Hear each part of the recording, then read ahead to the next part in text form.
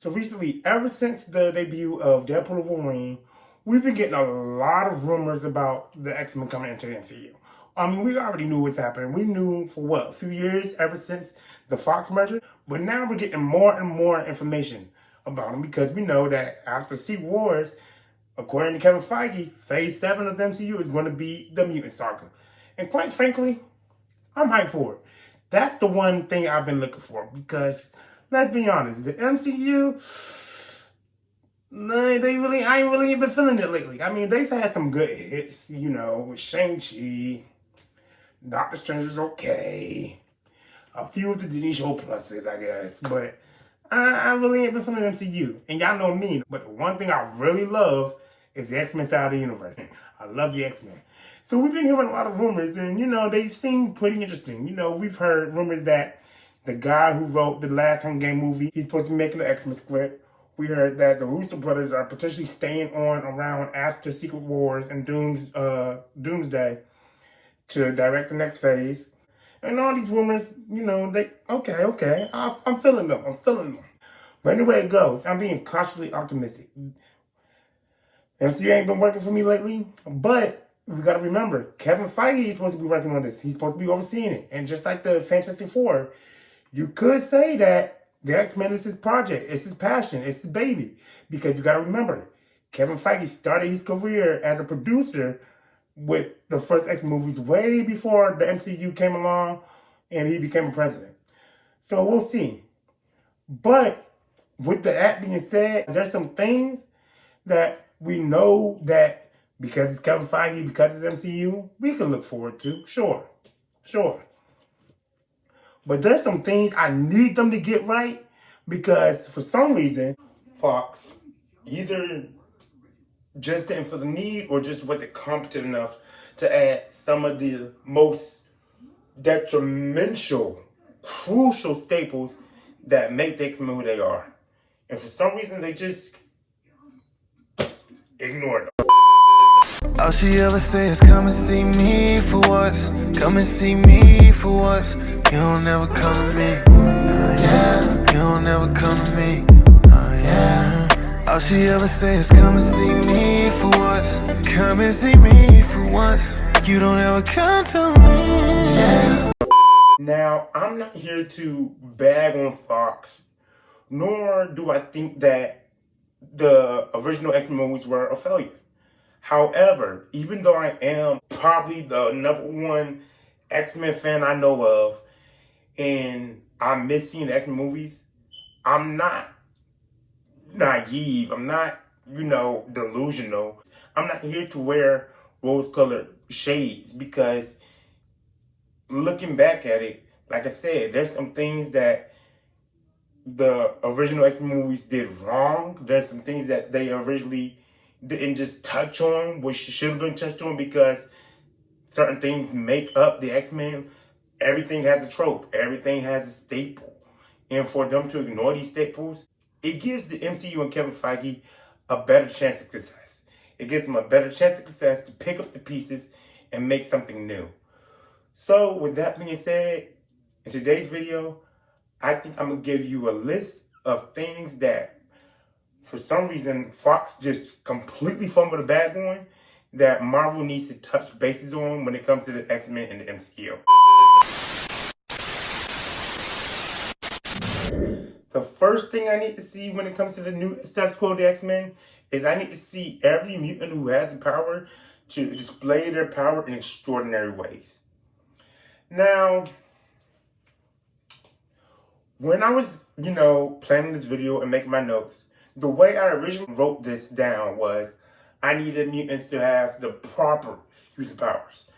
And that's not technically right because there's a difference between mutants using their powers in extraordinary ways and a mutant not having the proper use of powers. Or Sebastian Shaw's powers were kind of edited in X-Men First Class. However, he still technically had the right power. For what I'm talking about is Sebastian Shaw's power. He has the power to absorb kinetic energy, and basically he turns that energy into personal strength to the point where he's like resilient and stuff. So he had the right power. I mean, sure, X-Men First Class like expanded upon it where he can redirect that energy. And that's sort of the same thing. However, I understand why they did it because if you technically look at Sebastian Shaw's power, it's kind of hard to visualize that outside of what they did. So I understand it. Anyway it goes, it was cool. But besides that, everybody else pretty much had the power that they supposed to have compared to the comics. But if the only thing that we're doing simply is just using our powers in mundane ways, then Marvel, you've already failed creatively. Why isn't Scott Summers using his powers to move around? Why isn't Storm creating tornadoes out of glass? If you have a character like Pyro, he should be making configurations with fire instead of just blasting it. If you have a character like Rogue, she should be absorbing everybody's powers on the battlefield to become the ultimate weapon. I mean, sure, yeah, we had the epic scene from X2 where Nightcrawler attacked the White House, and we have a scene where Storm created thousands of tornadoes and controlled them all at the same time, which I think people should talk about more. But why stop there? If the only thing that you can manage to do is blow on Wolverine's soda to make his drink colder, you've already failed. The second thing I really need the MCU to do with the X-Men, I need more than one X-Men to share the spotlight. If you're focused on the X-Men, you want to focus on the entire team as a whole. First, you want to have a POV character. Your POV character being like Jubilee, who was the character in X-Men 97. You want to have a Kitty Pryde. You want to have an Armor. You want to have someone that you can connect to through the audience to let them know what's going on, who everybody is, what the world of mutants is all about, but someone that we can also connect to. Two, when you focus on Wolverine, okay, yeah, I get it. Wolverine, most likely, he's the world's most popular mutant. Everybody loves Wolverine for one reason or another, right? No problem with that. And of course, Hugh Jackman being a great actor, being an up-and-coming actor when he first started, you wanted to cash in on that. Understandable. However, Wolverine, he's not the X-Men. When anybody ever said Wolverine's the X-Men, I never agreed upon that. One, there's so many more X-Men that define what the X-Men are about. Mutants are supposed to be the allegory, the symbolized version of real-life racism, not feeling accepted, being isolated, being pushed away because you're a different skin, you're a different color, you're a different sexuality, you're a different race, whatever the case may be. But however, you have the X-Men team who says, no matter what our baggage is, no matter how different we can all come together and we can live in society peacefully. So you have other X-Men that define that way better than Wolverine does. If you're looking for the X-Men, shit, look at Archangel. He's someone who has to walk around with wings. Being a gay man, and him look at the way he does as a mutant, he's your X-Men. Nightcrawler, one of the friendliest X-Men around. He looks like a demon. He's blue. His parents are villains. He's your X-Men. You got black characters who definitely connect to the symbolism of racism. Storm, Bishop, Sing, Prodigy, who's a black X-Men, but he's also bisexual. He's your X-Men. So trying to use Wolverine as the X-Men, I never agreed upon. And last but not least, the third reason that does not work, within the last year, ever since X-Men 97 came out, we've seen a lot of people be so amazed and so excited that their X-Men was getting spotlight. James Marsden, who is amazing.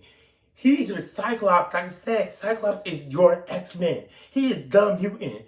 But he was always overshadowed because of Hugh Jackman. Halle Berry, who played Storm, one of the world's most iconic female characters and one of the world's most iconic superheroes.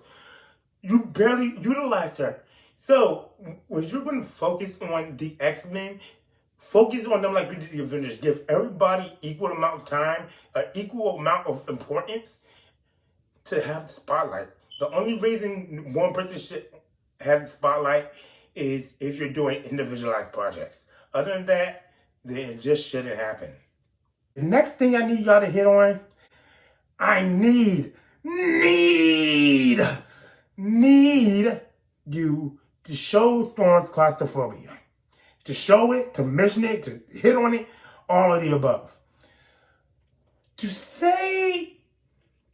to say, I need you to show the essential weaknesses or baggage of every mutant wouldn't really be fair. Because even though we didn't see it for all the mutants, Fox did show the hangups for a lot of mutants. We've seen Jean be apprehensive about her powers. We've seen Rogue struggle to get close to people because of her powers.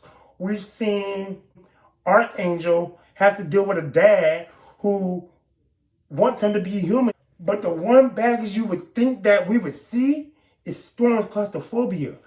For Storm to be so high in power and to have such a high stature, but to her to be able to have to humble herself or to be knocked down by this small thing that honestly couldn't kill her compared to what she's capable of, is so important to the character that we need to see it. And it's a misnomer that we didn't. It seems that the Fox movies had ample opportunity to show it. Being thrown down the elevator shaft with the door closed, or being choked on a glass by Sabretooth, being held up by magnet restraints and the Statue of Liberty by Magneto, being in a place where you have to save kids who are trapped in an underground tunnel. We need to see Storm's claustrophobia. If you miss any other baggage, which I hope you don't, the one we really need to see is Storm's claustrophobia. The next thing I need to see that I really hope y'all hit on is the family ties. I need y'all to explore the family trees. X-Men are one of the world's most iconic comic book teams that has a strong family dynamic. Literally. You think I'm playing? Let's just look at it. Take Cyclops, right? Scott Summers, the oldest out of 3 siblings, both brothers, Vulcan and Havoc. Havoc ends up marrying Lorna Dane. Who was Lorna Dane? Polaris. Who is Polaris? The daughter of Magneto. Who is Magneto? Oh, the Master of Magnetism, who also is the father of Scarlet Witch and Quicksilver. And ain't nobody in the world likes that damn retcon. That retcon's stupid. I don't know, not one damn person who addresses that retcon. Shut the fuck up. In my eyes, forever and ever, in a lot of people's eyes, Magneto is their fucking father. Or you can talk about Vulcan, who was the third Summers brother, who was an X-Men member and a villain, who married Deathbird, who was Deathbird, the sister of Lalandra, the leader of the Shi'ar Empire, who was banging Professor Xavier. Professor Xavier, who has a kid on the X-Men named Legion. If you still want to talk about the Scott Summers family, let's look at Madeline Pryor. Who is Madeline Pryor? The clone of Jean Grey. Jean Grey, who is Jean Grey, the second wife of Scott Summers, who is also the mother of Rachel Summers, a Titus Play's daughter of Jean and Scott, and the sister of Cable. Who's Cable? Oh, Cable, that's complicated. No, it's not, because Scott and Madeline, when he thought Madeline was Jean, they had a baby who had to get sent into the future. And then he came back, he adopted Hope Summers. See what I mean? My point is, it blows me that we didn't see the family ties, especially since one of the X-Men's most beloved family trees and most notorious ones were shown. Which one are you talking about, Kelvin? The Mystique, Rogue, Nightcrawler shamble of a family tree. In X-Men 1, we see Mystique and Rogue have contact, right? But nowhere, and it wasn't mentioned, oh, Mystique is my mother. Same thing for X-Men 2. We seen Mystique and Nightcrawler talk, but again, nowhere was it said that Mystique is the biological mother of Nightcrawler. We also see Nightcrawler interact with Rogue. What does that matter, Kevin? Oh, Rogue and Nightcrawler are actually foster siblings.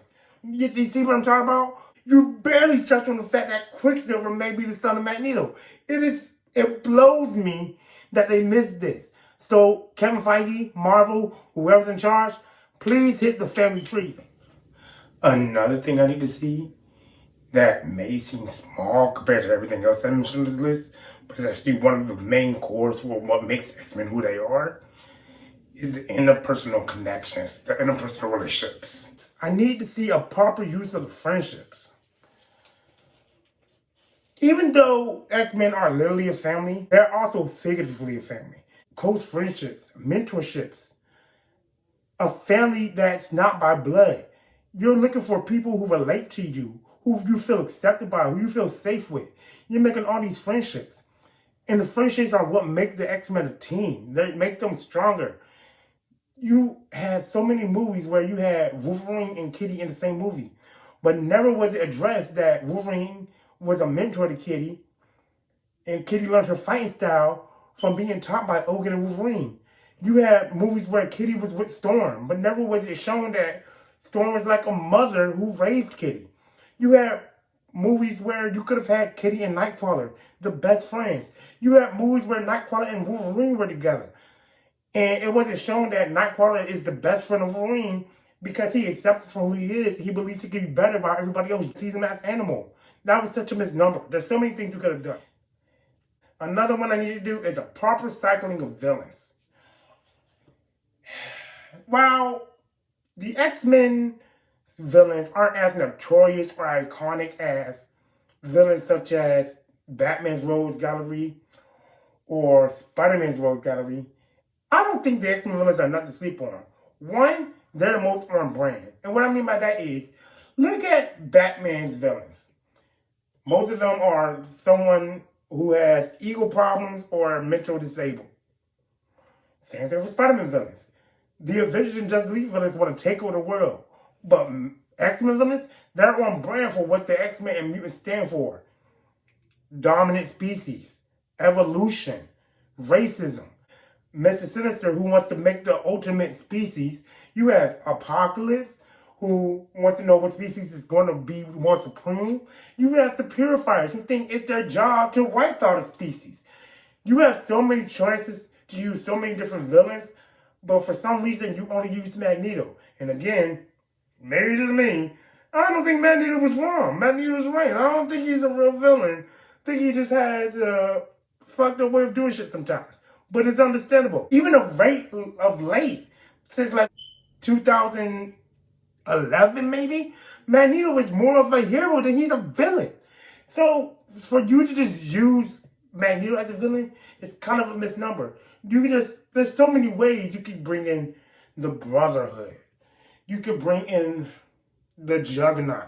I don't really care for the Juggernaut, but my point is there's so many villains that you could use. Shit, villains that I hope you use, you could bring in Orchis.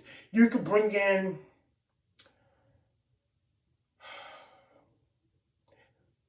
Selene, the Black Queen.